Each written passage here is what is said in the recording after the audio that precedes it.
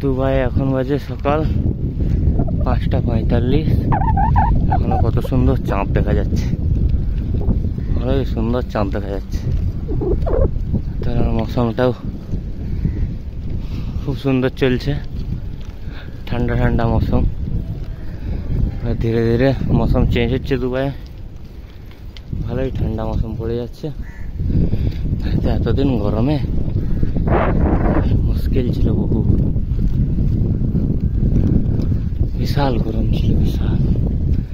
এখন সব গাছে দুবাই গাছের খেজুর সব পেকে পেকে পেকে পড়ে দিচ্ছে এখন।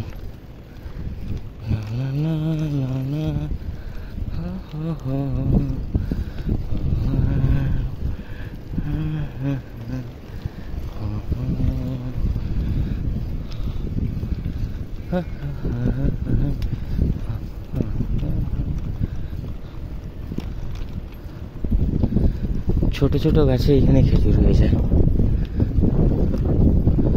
সামনে খেজুর গাছ নাই, দেখা দাম আছে আগের দিকে একটা।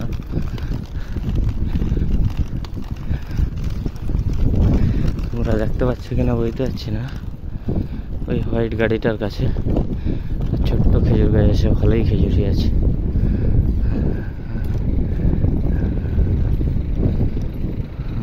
ওই গাছটা ভালোই খেজুরি আছে।